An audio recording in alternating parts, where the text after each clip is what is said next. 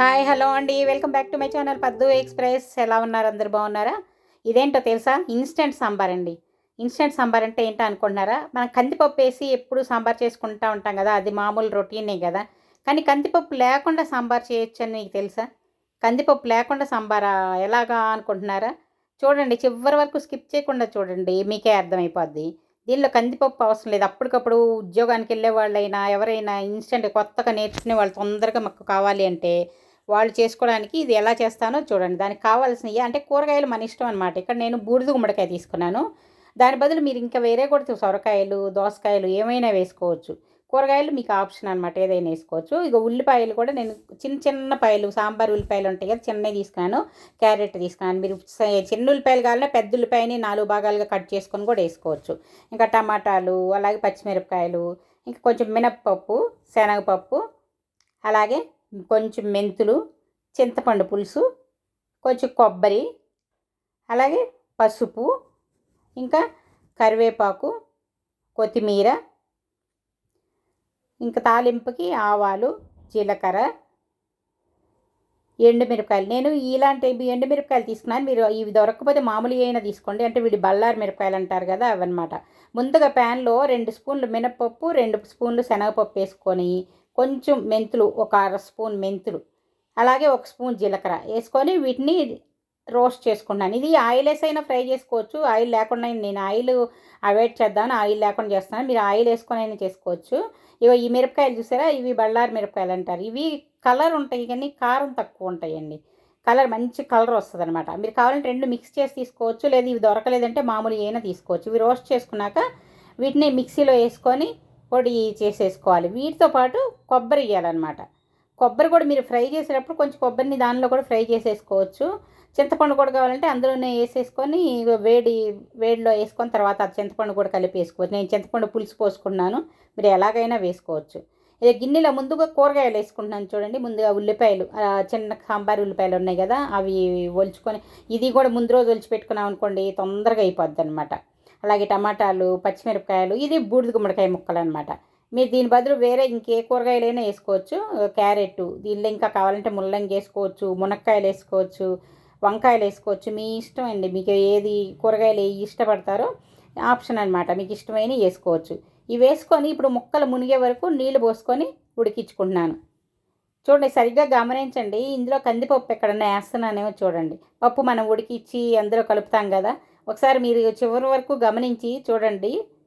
చూసారా, ఇప్పుడు మిక్సీలో పేస్ట్ చేసుకున్నాను కదా, కొంచెం కొంచెమే కదా, మినపప్పు 2 స్పూన్లు, శనగపప్పు, అలాగే కొంచెం మెంతులు, జీలకర్ర, ఎండుమిరపకాయలు, కొబ్బరి, అవన్నీ, చింతపండు కూడా కావాలంటే అందులోనే వేసేసుకోవచ్చు. ఆ పేస్ట్ని ఇందులో వేసేసుకున్నాను చూడండి. చూసారా, అది వేసేసరికే మీకు అది పప్పు వేసినట్లుగా అనిపిస్తుంది చూడండి.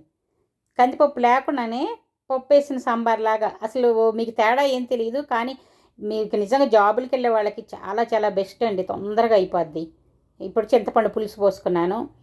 మీరు రాత్రిపూట ఆ పేస్ట్ రెడీ చేసి పెట్టుకోవచ్చు. కూరగాయ ముక్కలు కట్ చేసి పెట్టుకోవచ్చు. ఇంకేముందండి, పొద్దున్నే లేవగానే ముక్కలు ఉడికించుకోవటం, అందులో చింతపండు పులుసు పోసుకోవటం, ఇంకా నీళ్ళు పోసుకొని ఆ పేస్ట్ ఉంటుంది కదా, అది వేసేసుకోవటం అనమాట.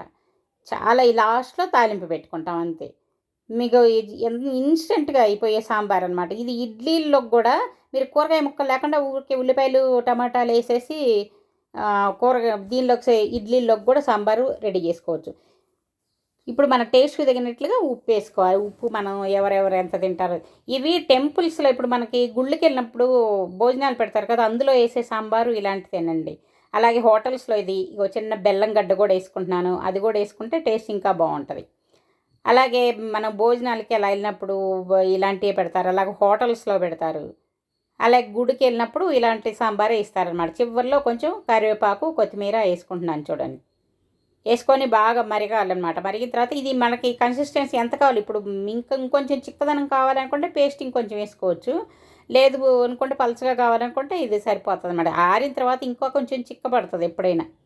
ఇప్పుడు చూడండి, ఒక చిన్న బాండీలో కొంచెం ఆయిల్ వేసుకొని ఆవాలు, జీలకర్ర వేసుకున్నాను.